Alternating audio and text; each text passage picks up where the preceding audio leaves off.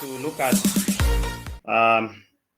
inflammation and the various mechanisms of inflammation, and also the types of inflammation.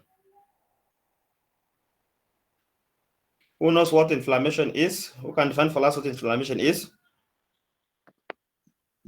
Okay, inflammation is just a response to tissue damage by a wide range of harmful stimuli that may include mechanical or chemical or infectious. It's just a response to tissue damage. I'll talk about inflammation, just like it has been said. Basically, it's a protective biological response where now the body's immune system tries to respond to harmful stimuli like presence of pathogens, damage the cells, or the presence of any irritants. So usually now with that response, which is very key now in defending the body against the disease and also even healing. But again, if it's uncontrolled, and we'll be talking about the types, the acute and the chronic inflammation, if it's uncontrolled, then it can again lead to some diseases. So, of course, when we talk about infections, we know what that is. Response to pathogen or disease-causing substance, infectious disease, which can be caused by pathogens. Those are just trying to help us. Stages of infectious diseases. We have those 5 stages of infectious diseases. Once now an organism infects the body, the incubation, the prodromal, the illness, the decline, the convalescence, all those are the stages of infection. Incubation just happens right after exposure to a pathogen and until the point of the first emergence of symptoms. Mostly during this stage, the patients are symptomatic, so they do not show any signs or symptoms of disease. And actually, this stage varies based on the type of pathogen, can last from hours to days to months or sometimes into years. The prodromal stage, which happens right after the infection stage, which is now after the incubation stage, usually now after incubation and just before now characteristic symptoms of the infection get to occur.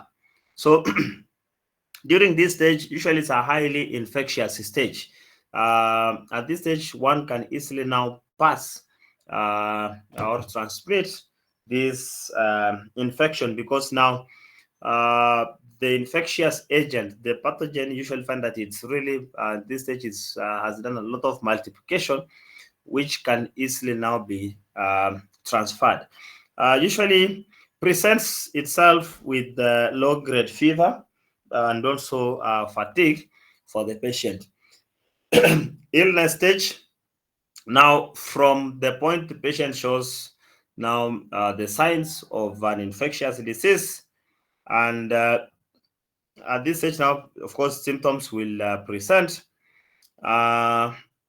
Mostly the symptoms of an infection, an active infection, like the fever, the fatigue, the headaches, the muscle aches, swelling of the lymph nodes are some of those symptoms associated with an infection which present themselves during the illness stage or the clinical stage as we find. Then the decline stage, usually now at this stage, the immune system has successfully mounted a defense against the pathogens, and now the number of those infectious pathogens has decreased. And usually at this point now, the symptoms will gradually start to improve. They'll start to gradually subside. But again, in this stage, patient can potentially develop secondary infections because already during the time of the primary infection, the immune system has been weakened as a result of trying to eliminate that pathogen. So this can be a window for other infections to get into the body. And if it's a viral infection, at this stage, again, it can easily be transmitted. Then the convalescence stage, where now the symptoms resolve, body normal functioning returns to its normalcy, and depending now on the severity of the infection, sometimes some people can have permanent damage even after the infection has resolved. So those are the five stages of an infectious disease. Of course, there are those things that still that is what is repeating itself. Symptomatology, where now we talk about now the signs and symptoms getting to express themselves, or the clinical picture of the disease is presenting itself. Uh, that's when our patient can come in. You are able to ask the patient in terms of their clinical picture. They'll tell you, I am coming in because I'm presenting with this, and that. And even from your observation, from your vital signs taking, you are able to observe some of those symptoms. So in pathophysiology, of course, um, we'll be talking about now the various conditions we'll start talking about. When talk about now the symptoms getting to manifest themselves, then now that is basically a sign that now uh, the body, there's a struggle between now, of course, the invading organisms that are getting into the body, and also the various inflammatory and the immune responses from the host trying to fight off that or those organisms. So they'll present, of course, manifestations will come in. Manifestations can be local, that is within a localized area, in a particular area, or they can be systemic, where they present throughout the body. And more especially now, when we talk about infections, fever is one cardinal manifestation of presence of an infection. And usually fever now is systemic. Again, we may have that's manifestations coming in either as local or systemic. We have those that can be specific and non-specific. The specific, they'll reflect a site of infection, like diarrhea, now where the site of infection is the GIT. Rashes, which can give you the site of infection. The convulsions, the hemorrhage, they are very specific in terms of the site of infection.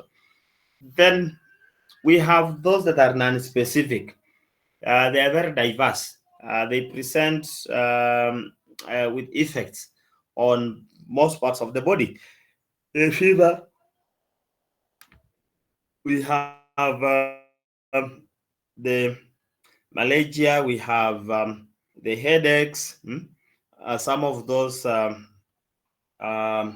non-specific, um, the non-specific manifestations. Talk about malaria, that we're talking about soreness or aches in the muscles or muscle pains, and then lethargy. Then now we have the obvious um, manifestations. Like now in chickenpox or measles, we know what we can expect in terms of the clinical manifestations. Those are very obvious. Then we have severe or generalized infections, which can present with life-threatening manifestations like the sepsis or the septic shock, which can be now infection to the blood. We have those manifestations that can lead to multiple organ systems. You find now they are affecting not a single organ, but multiple organs of the body. You've had people develop the multi-organ failure. So it will all vary in terms of the clinical manifestation.